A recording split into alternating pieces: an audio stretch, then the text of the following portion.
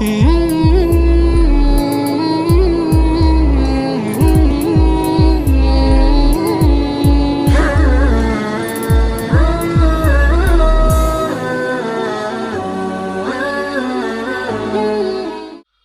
باللہ من الشیطان الرجیم بسم اللہ الرحمن الرحیم انا نحن نزلنا الذکر وانا له لحافظون ولقد ارسلنا من قبلك في شيع الاولین وما يأتيهم من رسول الا كانوا به يستهزئون كذلك نسلكه في قلوب المجرمین صدق اللہ العظیم۔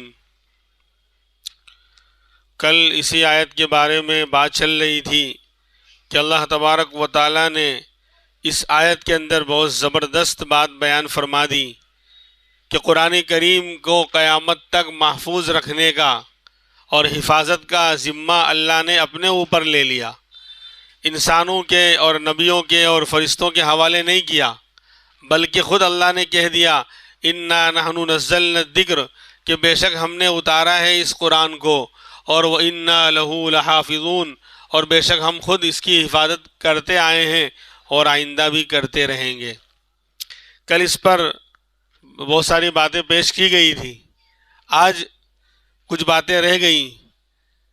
ہم آپ جانتے ہیں کہ امام الانبیاء محمد الرسول اللہ صلی اللہ علیہ وسلم کو بہت ساری نشانیاں اور بہت سارے معجزات اللہ تبارک و تعالیٰ نے عطا فرمائے، لیکن ان بہت سارے ہزاروں معجزات میں 4 نشانیاں اور 4 معجزے ایسے ہیں جو دائمی ہیں، قیامت تک پائے جائیں گے۔ اس میں ایک قرآن کریم ہے۔ جب تک اللہ تبارک و تعالیٰ دنیا کے نظام کو باقی رکھیں گے یہ قرآن باقی رہے گا، جب قیامت کا وقت آئے گا اللہ تبارک و تعالیٰ تب قرآن کو اٹھائیں گے، ورنہ قیامت تک کوئی ایک حرف کے برابر فرق نہیں لا سکتا، تبدیلی نہیں کر سکتا۔ تو قرآن کریم یہ اللہ تبارک و تعالیٰ کی طرف سے امام الانبیاء محمد الرسول اللہ صلی اللہ علیہ وسلم کو دیا ہوا ایک دائمی اور ہمیشہ باقی رہنے والا معجزہ ہے۔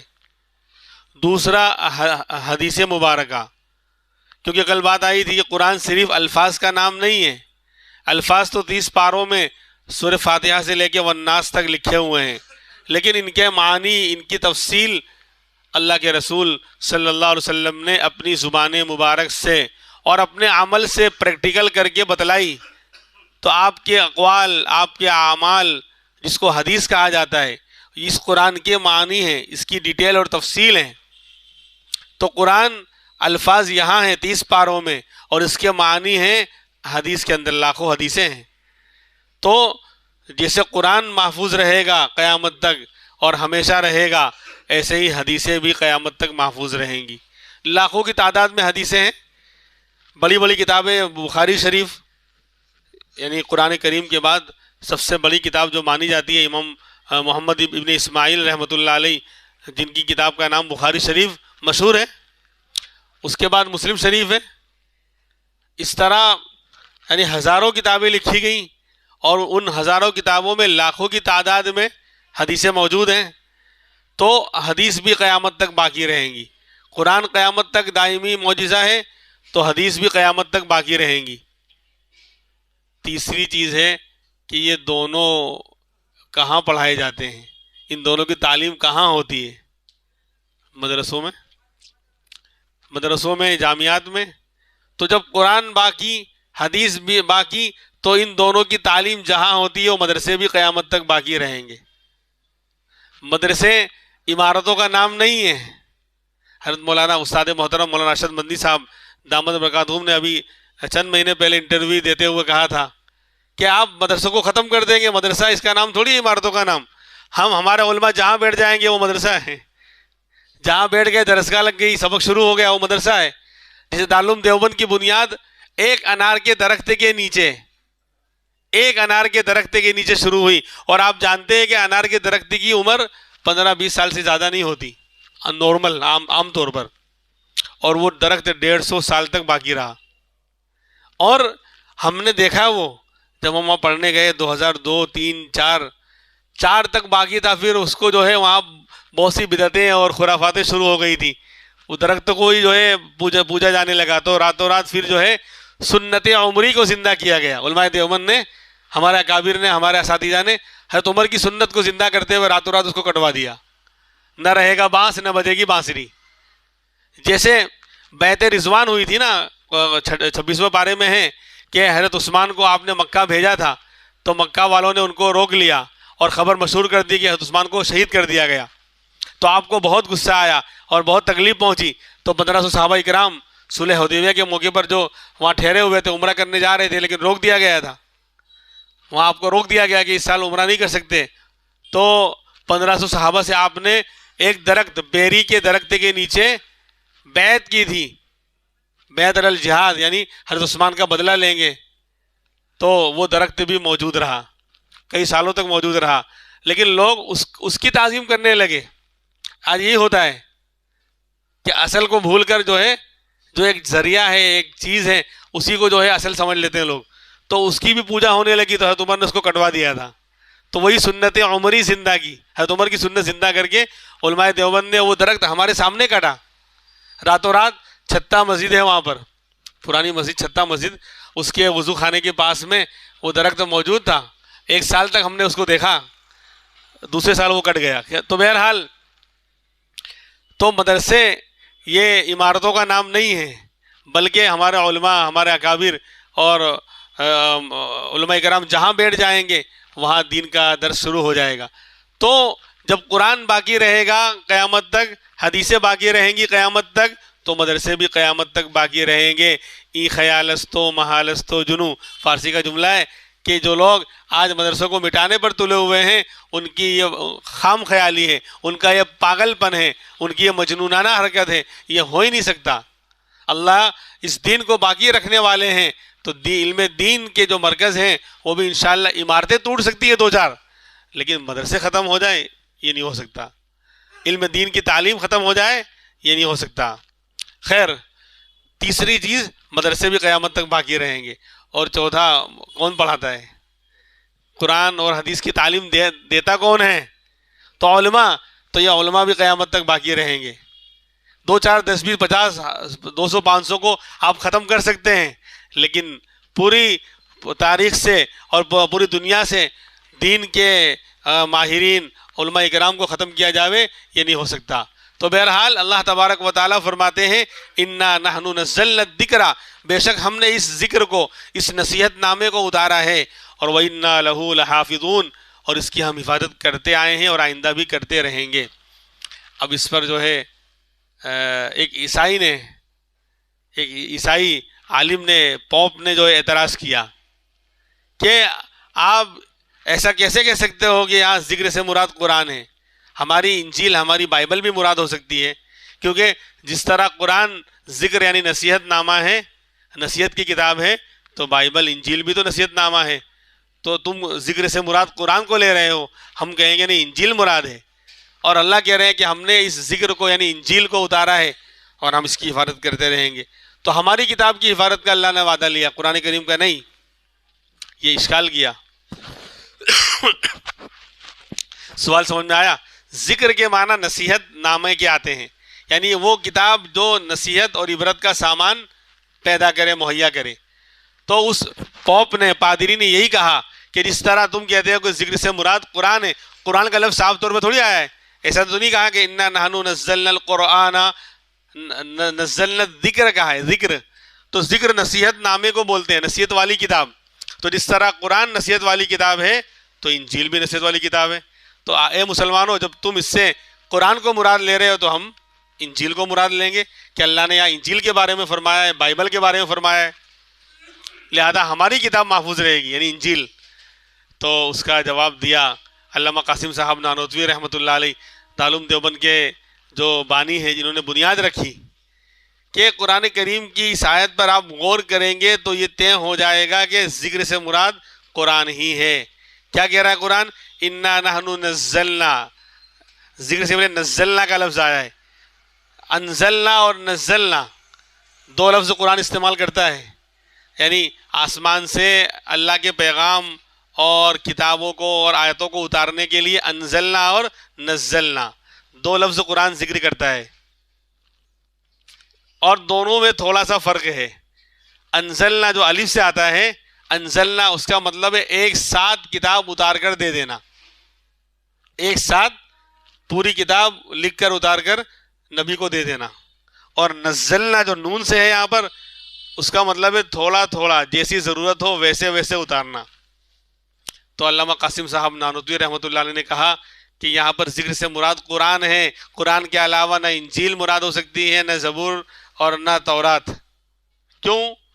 کیونکہ قرآن کے علاوہ جو 3 کتابیں ہیں، تورات ہے، زبور ہے، انجیل ہے، یہ ایک ساتھ اتری ہیں. اللہ تبارک و تعالیٰ نے ایک ساتھ کتاب لکھوا کر فرشتے کے ذریعے نبی کے حوالے کر دی. تورات موسیٰ علیہ السلام کے حوالے کوہ طور پہ بلا کے دے دی. انجیل عیسیٰ علیہ السلام کو ایک ساتھ لکھوا کر دے دی. اور زبور داؤد علیہ السلام کو ایک ساتھ لکھوا کر دے دی. تو قرآن کے علاوہ جو 3 کتابیں ہیں ان کو اللہ نے ایک ساتھ اتارا ہے. اور قرآن ایسی کتاب ہے ان چاروں میں جس کو اللہ نے تھوڑا تھوڑا کر کے اتارا ہے.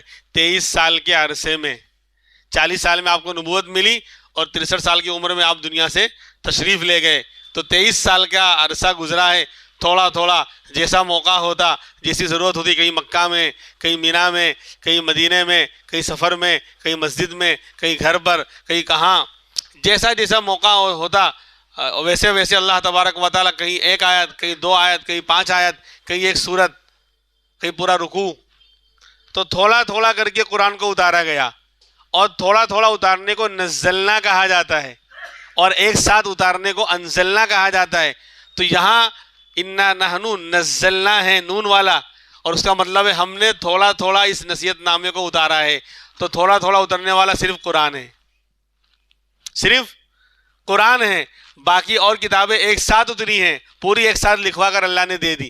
تو یہ کلیئر ہو گیا، یہ طے ہو گیا کہ اس ذکر سے مراد یہاں پر قرآن کریم ہے. یعنی اللہ تبارک و تعالیٰ قرآن کے بارے میں کہہ رہے ہیں کہ ہم نے اس قرآن کو تھوڑا تھوڑا اتارا ہے اور ہم اس کی حفاظت کرتے آئے ہیں اور آئندہ بھی کرتے رہیں گے. اس پر ایک عیسائی پادری نے چیٹنگ کی. اس نے کہا کہ تم کہتے ہو کہ قرآن حق ہے، ہم کہتے ہیں ہماری انجیل حق ہے، یہ سچی کتاب ہے. تو بولے اس کا پتہ کیسے چلے گا کہ قرآن سچا کہ انجیل سچی؟ بولے ایک کام کرتے ہیں کہ آپ اپنا قرآن لاؤ، ہم اپنی انجیل لے کر آتے ہیں اور دونوں کو آگ میں ڈالتے ہیں، دونوں کو آگ میں ڈالتے ہیں. جو جل گیا وہ غلط، جو بچ گیا وہ حق اور سچا ہوگا. تو ہمارے اکابر سمجھ گئے کہ کچھ گڑبڑ ہے، کچھ گڑبڑ ہے. کہ کیا ہو سکتا ہے کہ انجیل کے اوپر اس نے کوئی ایسا مسالہ یا کوئی ایسا کیمیکل لگایا ہے جو جلے نا. تو اس لیے وہ کتاب کو ڈالنے کی بات کر رہا ہے کہ آپ اپنا قرآن آگ میں ڈالو، ہم اپنی انجیل آگ میں ڈالتے ہیں. جو حق ہوگا وہ بچ جائے گا اور جو ناحق اور باطل ہوگا وہ جل جائے گا. تو فوراً تاڑ گئے کہ یہ کچھ گڑبڑ دکھ رہا ہے. بولے ایک پادری چھوڑو، ایک کام کرتے ہیں، کتاب کو چھوڑو، ہم دونوں آگ میں گرتے ہیں. میں قرآن کا ماننے والا ہوں، تو انجیل کا ماننے والا ہے، کون سچا ہے؟ ہم دونوں آگ میں گرتے ہیں. جس کو اللہ بچا لے گا وہ حق پر ہے، اور جس کو اللہ جلا دے گا وہ ہار گیا. تو اب اس کے پسینے چھوٹ گئے، کیونکہ وہ اس کے اندر کچھ کیمیکل لگا کے لایا تھا اور یہ دھوکہ دینا چیٹنگ کرنا چاہتا تھا. بہرحال تو فرماتے ہیں کہ ہم نے اس قرآن کو اتارا ہے اور ہم بے شک ہم اس کی حفاظت کرنے والے ہیں. تو قرآن کریم قیامت تک محفوظ رہے گا اور اللہ اس کی حفاظت کرنے والے ہیں. تو میرے بھائیوں، آج کے زمانے میں ہمیں اگر محفوظ رہنا ہے، ہمیں اگر ہماری جان مال، ایسے ہمارا دین، ہمارا ایمان، ہماری نمازیں، ہمارا سب کچھ اگر ہمیں محفوظ رکھنا ہے تو ظاہر سی بات ہے کہ اس کتاب کے ساتھ ہم بھی جڑ جائیں جس کو اللہ قیامت تک محفوظ رکھنے والے ہیں. تو جب کتاب کی حفاظت ہوگی تو کتاب والوں کی بھی حفاظت ہوگی. جب اللہ کتاب کی حفاظت کریں گے تو کتاب کے ساتھ جو جڑا ہوا ہوگا، جس نے اپنا تعلق قرآن کریم کے ساتھ جوڑ لیا، یعنی اپنی زندگی میں اس کو ڈھال لیا، اس پر عمل کر رہا ہے، اس کو پڑھ رہا ہے، اس کو سیکھ رہا ہے، اس کو سکھا رہا ہے، یا اس کو پھیلانے اور تبلیغ کرنے میں حصہ لے رہا ہے. ہر مسلمان قرآن کریم کے ساتھ اپنے آپ کو جوڑ سکتا ہے۔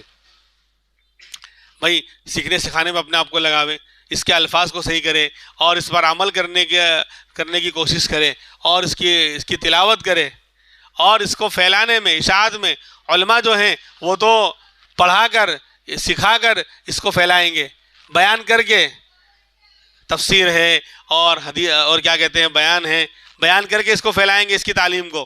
لیکن عام انسان اس تبلیغ اور اشاعت میں حصہ لے کر، اپنی جان مال کی قربانی دے کر، کہ بہت سے لوگ جسے آتے ہیں نا چندے والے کہ بھائی قرآن کی ضرورت ہے، اتنا ہدیہ ہے، تو آپ بولے 10 قرآن میری طرف سے وہاں بھجوا دیا ہے، وہاں پر ہدیے میں دے دیا جہاں ضرورت تھی، تو گویا ہم قرآن کو پھیلا رہے ہیں، پھیلانے والے ہو گئے مال کے ذریعے بھی اور جان کے ذریعے بھی۔ تو جب اللہ قرآن کی حفاظت کریں گے تو جو قرآن کے ساتھ اپنے آپ کو جوڑ رہے ہیں، اس کے پھیلانے میں، اس کی اشاعت میں، اس پر عمل کرنے میں جو لوگ اپنی جان مال وقت کو لگا رہے ہیں، اللہ ان کی بھی حفاظت کریں گے۔ آج کے دور میں جو حالات اب شروع ہو رہے ہیں، دن بدن حالات مسلمانوں پر تنگ ہوتے جا رہے ہیں، ایسے دور میں اگر ہمیں زندہ رہنا ہے، اگر ہمیں اپنے ایمان اور اعمال کو بچانا ہے، تو زندہ کتاب کے ساتھ اپنے آپ کو جوڑنا پڑے گا۔ یہ کتاب قیامت تک زندہ رہے گی، اللہ اس کو زندہ رکھیں گے، اللہ اس کو باقی رکھیں گے، تو جو لوگ اس کے ساتھ جڑ جائیں گے اللہ ان کو بھی زندہ رکھے گا، ان کو بھی باقی رکھے گا، ان کی جان مال کی بھی اللہ حفاظت فرمائیں گے، اور ان کے ایمان اور اعمال کی بھی، یعنی دین کی بھی حفاظت فرمائیں گے اور دنیا کی بھی۔ اسی لیے آپ دیکھ لیں جن لوگوں نے قرآن کریم اور دین کے ساتھ اپنا تعلق قائم کر رکھا ہے، زندگیوں میں ان کے دین ہیں اور دین کو پھیلانے میں، قرآن کو پھیلانے میں، اس کی تبلیغ میں لگے ہوئے ہیں، اللہ تبارک و تعالیٰ ان کی مدد فرماتے ہیں، ان کی نصرت فرماتے ہیں، ان کی جان مال عزت آبرو کی حفاظت فرماتے ہیں اور ان کے ایمان و اعمال کو بھی محفوظ رکھتے ہیں۔ تو یہ سب سے مضبوط ذریعہ ہے۔ آج کے اور آئندہ آنے والے جو حالات، 2024 شروع ہو چکا ہے، زندہ رہیں گے یہ بھی دیکھ لیں گے بھائی 24 میں کیا ہونے والا ہے، 36 میں کیا ہونے والا ہے وہ بھی دیکھ لیں گے، زندہ رہیں گے تو میرا رب جو چاہے گا وہی ہوگا، اس کے علاوہ نہیں ہو سکتا۔ کیوں احساس کمتری اور ڈر اور خوف اور ہراس کی بھل بھلیا میں مسلمان جی رہا ہے؟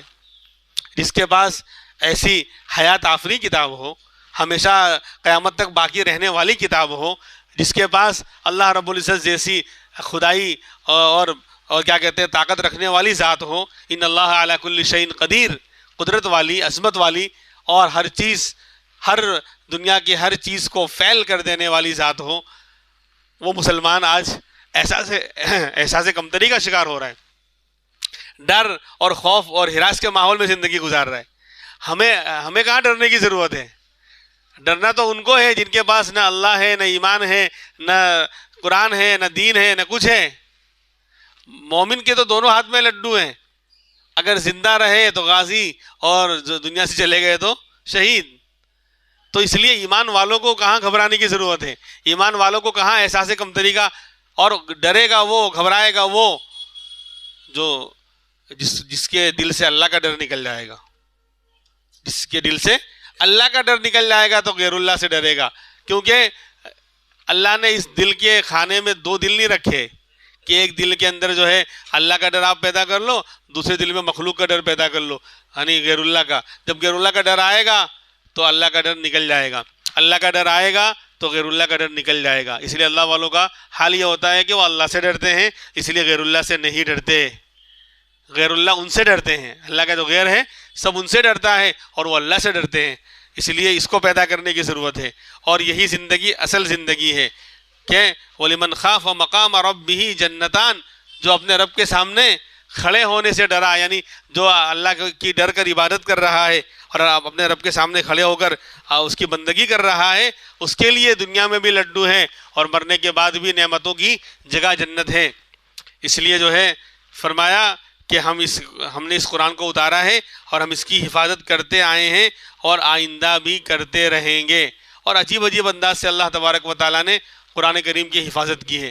بہت سے حادثے میں ہم دیکھتے ہیں کہ پورا مکان جو ہے جل گیا، قرآن باقی ہے، پوری عمارت جو ہے ٹوٹ گئی، سب کچھ برباد ہو گیا، لیکن قرآن کریم کا نسخہ باقی ہے۔